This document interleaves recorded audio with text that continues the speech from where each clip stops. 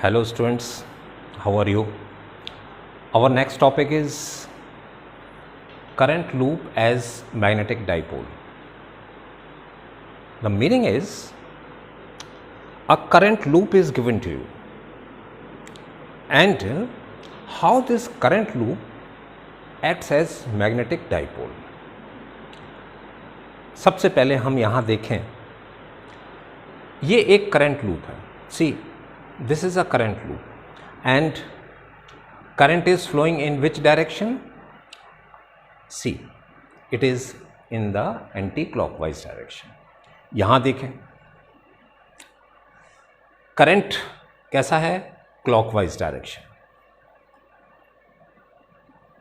जब करंट किसी लूप में फ्लो करती है, then to find out the magnetic field we always use right hand grip rule, जो कि आपने पिछले चैप्टर में पढ़ा.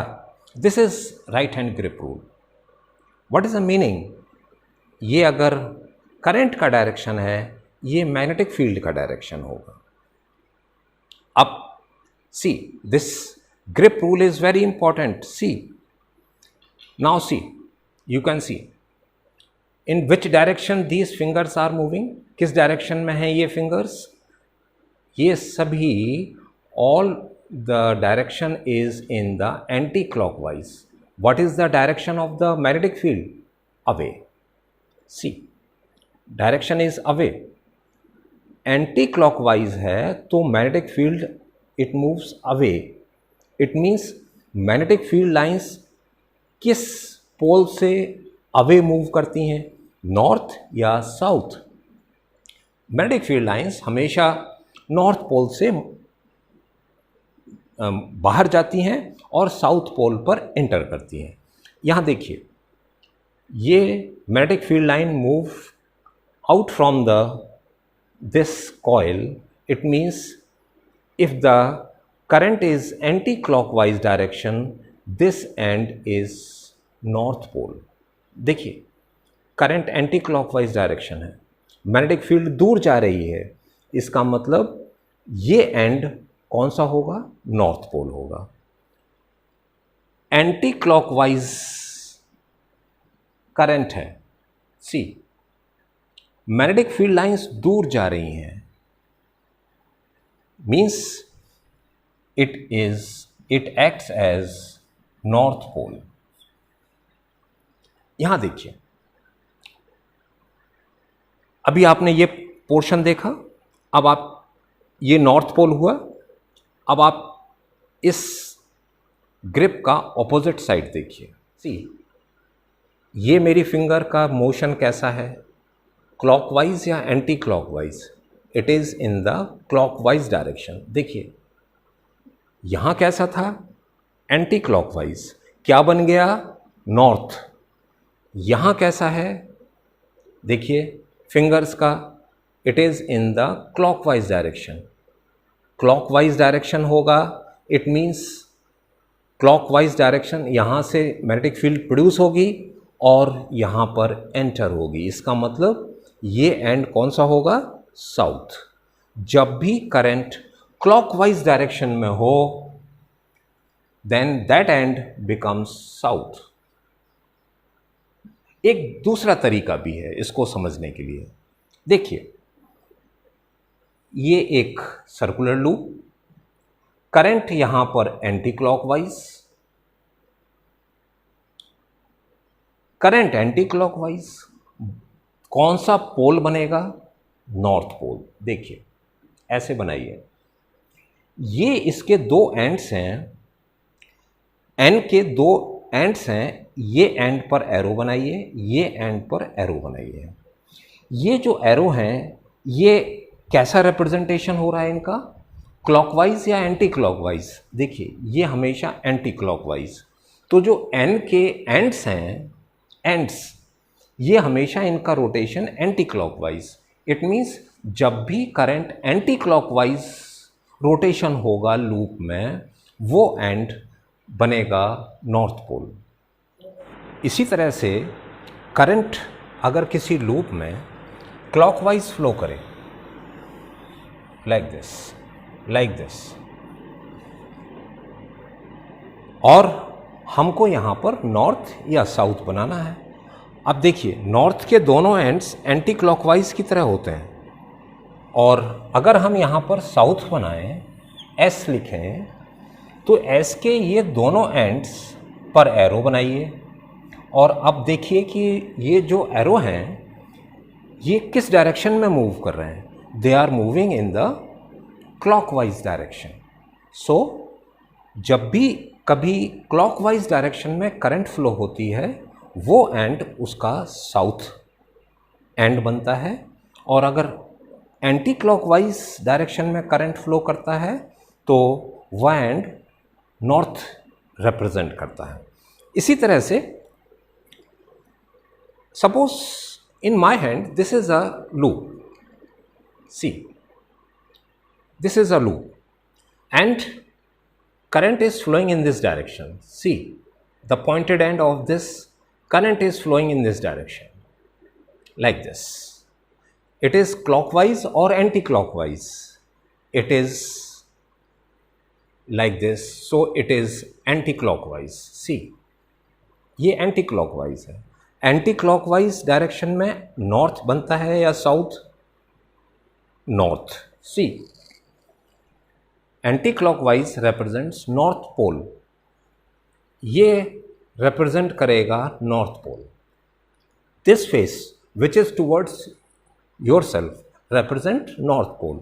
अब इसको यहां मैं टर्न कर रहा हूं। Now see, now I am turning it, see. Now सिर्फ मैंने उसको फेस चेंज कर दिया है। अब यहाँ पर ये क्या हो रहा है, क्लॉकवाइज और एंटी क्लॉकवाइज? क्लॉकवाइज। क्लॉकवाइज अगर रिप्रेजेंटेशन होता है तो किसका होता है, नॉर्थ और south? It is south. See, so this end is clockwise and it is south. I simply turn it, now it is anti-clockwise, it is north. So this end is north, this end is south. That is, a current loop, one side will always have north pole and other side it has south. That is, dipole is there in the current loop. हमेशा current loop में एक तरफ north होगा, दूसरी तरफ south होगा। एक जो ये कॉइल है, ये कॉइल हमेशा एक डाइपोल की तरह बिहेव करती है। Current carrying coil always behaves likes a magnetic dipole. उसमें हमेशा एक तरफ नॉर्थ और दूसरी तरफ साउथ डेवलप होता है। वो एक मैग्नेटिक डाइपोल की तरह एक्ट करता है। How can you calculate magnetic dipole moment? Magnetic dipole moment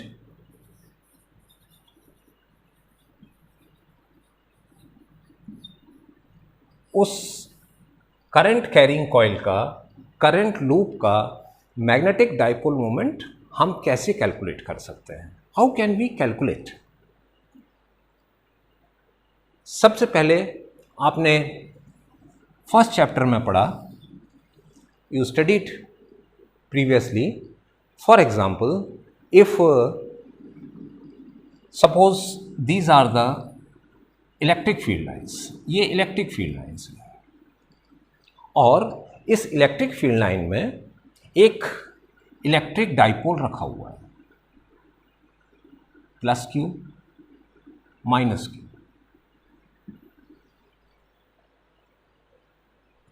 what will happen? क्या होगा?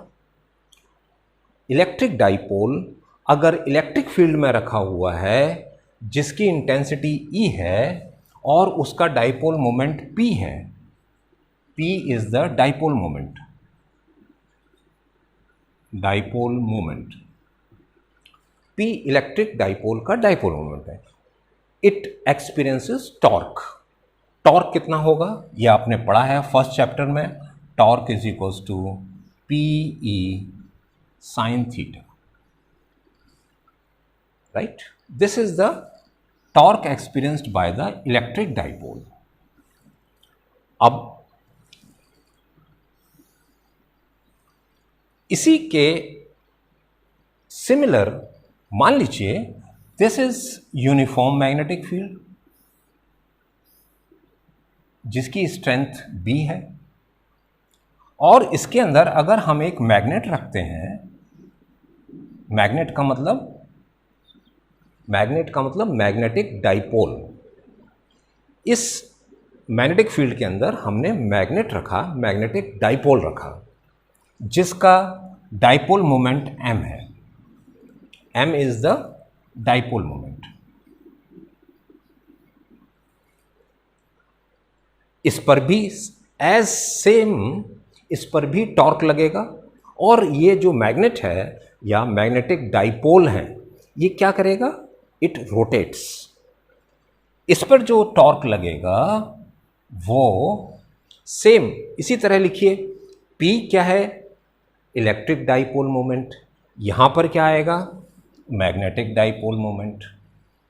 किसके अंदर रखा हुआ है ये? यहां पर इलेक्ट्रिक फील्ड के अंदर रखा हुआ है। यहां किसके अंदर रखा हुआ है? मैग्नेटिक फील्ड के अंदर रखा हुआ है। And as it is sine theta. That is, torque को हम इस तरह से भी लिख सकते हैं, m cross b, m vector cross b vector. तो ये आप देखें सेम। अब हम इसको कैसे प्रोनाउंस करते हैं, कैसे बोलते हैं, ये बहुत इंपॉर्टेंट है। यहां देखें, एक इलेक्ट्रिक डाइपोल जिसका डाइपोल मोमेंट P है, इलेक्ट्रिक फील्ड E में रखा हुआ है, उस पर टॉर्क लगेगा और वो होगा PE साइन थीटा। इसको बोलिए, एक मैग्नेटिक डाइपोल है या मैग्नेट है, किसके अंदर रखा हुआ है? मैग्नेटिक फील्ड B में रखा हुआ है, वो उस पर टॉर्क लगेगा और वो रोटेट करेगा, और जो टॉर्क होगा वो होगा mb sine theta. Okay, this is expression number 1, this is expression number 2। अब लास्ट चैप्टर में मैग्नेटिक इफेक्ट ऑफ करंट में you studied that if it is a current carrying coil and this current carrying coil is placed in magnetic field like this,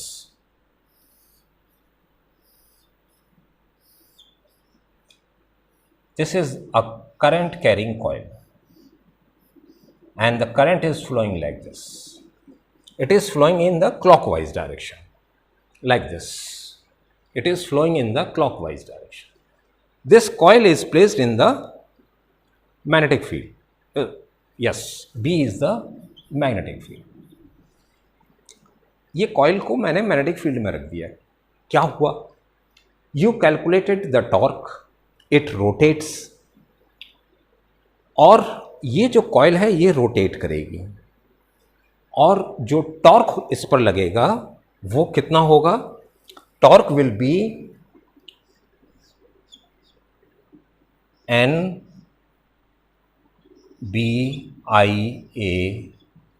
is the torque experienced by the current carrying coil, or NBIA sin theta like this. अब आप इसको इस तरह से लिख सकते हैं, NIAB sin theta. This is the torque. This is equation number 3rd. इस करंट कैरिंग कॉइल पर भी टॉर्क लगेगा, और ये करंट कैरिंग कॉइल ये रोटेट करेगी। This rotates like this. इसको बोलिए, if a current carrying coil in which current I flows having area A, if it is placed in magnetic field, it rotates. अब अगर आप इसको और इसे कंपेयर करें, कंपेयर 2 and 3, 2 और 3 को कंपेयर करें, इट मीन्स आप देखिए b sin theta, b sin theta, it means this complete expression is equivalent to m. This is equivalent to m and remaining is b sin theta, where what is m? NIA. Remember, m, it is very important expression, expression number 4. What is the meaning of expression number 4? अगर एक current carrying coil है जो magnetic field के अंदर रखी हुई है, उस पर भी नॉर्थ और साउथ डेवलप होगा, वो भी एक मैग्नेटिक डाइपोल की तरह काम करेगा और वो भी एक मैग्नेट की तरह काम करेगा, लेकिन उसका जो मैग्नेटिक मोमेंट होगा वो होगा NIA. Now all these equations, equation number 3 gives the torque experienced by the current carrying coil which is equivalent to the dipole, जो कि डाइपोल की तरह है, और उस डाइपोल का जो डाइपोल डेवलप होंगे इस पर, one and is north, another and is south, जो भी डाइपोल डेवलप हो रहे हैं इस करंट की वजह से, और उस डाइपोल की वजह से वो इक्विवेलेंट होगा जैसे ये एक मैग्नेट रखा हुआ है मैग्नेटिक फील्ड में, उस पर भी टॉर्क लगेगा और करंट कैरिंग कॉइल पर भी टॉर्क लगेगा. This is the expression which relates the current loop as magnetic dipole. This was your equation number 4, torque experienced by the coil, which behaves like a magnetic dipole placed in magnetic field. Remember, it is a torque experienced by the current carrying coil which behaves like a magnetic dipole, जिसका magnetic moment होगा NIA. Now unit की अगर हम बात कर रहे हैं तो N is number of turn, I is the current ampere into metre square. तो जो यूनिट होगी मैग्नेटिक मोमेंट की वो होगी ampere metre square. Now remember these all expressions. Our next topic is orbital dipole moment of revolving electron. जैसा अभी हमने last topic में देखा, ये एक एटम है, दिस इज़ द न्यूक्लियस, और जो इलेक्ट्रॉन है वो रिवॉल्व कर रहा है ऑर्बिट पर. Like this is the path of the electron, ये इलेक्ट्रॉन मूव कर रहा है. Now what is the direction of current? Current का डायरेक्शन हमेशा इलेक्ट्रॉन के पाथ के ऑपोजिट होता है. ये इलेक्ट्रॉन का डायरेक्शन है, करंट का डायरेक्शन क्या होगा? दिस, क्लॉकवाइज और anti clockwise, it is clockwise. और ये एक कंप्लीट लूप की तरह होगा. देखिए कंप्लीट लूप है, इसमें करंट क्लॉकवाइज फ्लो कर रहा है और ये एक कंप्लीट लूप की तरह है. नाउ अगर ये एक इलेक्ट्रॉन होगा, this is the radius vector r, this is the direction of the velocity, this is velocity vector. Now this is radius vector, this is velocity vector.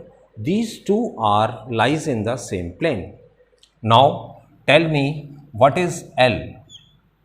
It is L is angular momentum of electron. जो आपने पढ़ा है, it is m v vector cross r vector. This is L vector. What is the meaning? L is mvr. v और r का जो cross multiply है, जो perpendicular होगा, वो L एंगुलर मोमेंटम का डायरेक्शन होगा. सी, अगर ये v है, ये r है, तो इसके just perpendicular this represents what? L. This is L vector. Angular momentum का डायरेक्शन ये होगा. नंबर 1. अब आप देखें, लास्ट आपने आर्टिकल में पढ़ा, ये एक करंट लूप है, और करंट लूप है जिसमें करंट आई है. करंट यहां पर एट प्रेजेंट किस डायरेक्शन में है? क्लॉकवाइज. करंट क्लॉकवाइज डायरेक्शन में है. और अगर करंट क्लॉकवाइज डायरेक्शन में है स्टूडेंट्स, क्या बनेगा? नॉर्थ या साउथ? जो फेस ऊपर की तरफ है, इस समय आप जो देख रहे हैं, वहां क्या बनेगा? हमेशा साउथ बनेगा. रिमेंबर, आपने पढ़ा है, ये साउथ बनेगा. ये एंड क्या बनेगा?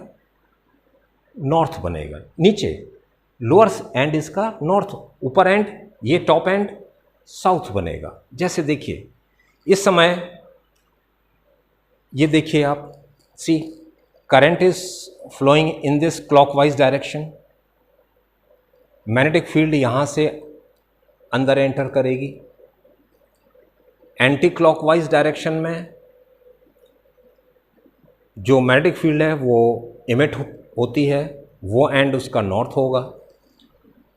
इसलिए ये टॉप एंड क्या होगा? साउथ. साउथ की तरफ मैग्नेटिक फील्ड एंटर करती है या इट कम्स आउट? हमेशा एंटर करती है. This is the direction of the magnetic moment of the current loop. इस करंट लूप का मैग्नेटिक मोमेंट का डायरेक्शन क्या होगा? मैग्नेटिक फील्ड का डायरेक्शन क्या होगा? साउथ होगा, और साउथ की तरफ एंटर करता है. ध्यान रखिएगा, एट प्रेजेंट L और M दोनों का डायरेक्शन कैसा है? ऑपोजिट है. तो इसका जो मैग्नेटिक मोमेंट होगा वो आपको पता है, M is NIA. Here N is equals to 1 because we have only the single orbit. एक ही ऑर्बिट है, इसलिए N का वैल्यू 1 होगा, और it is simply IA. Now I is the current. E upon T, charge upon time. यहां क्या remove कर रहा है? Electron. It is E upon T, charge upon time, into area. What is the area of this orbital loop? Pi r square. Now E upon T, this is V is equals to 2 pi r upon T. तो T is equals to 2 pi r upon V. T is equals to 2 pi r upon V. Put the value of T, 2 pi r upon V into pi r square. इसको solve करें. Now if you will solve, this pi will cancel, r will cancel, E V r upon 2 will remain here.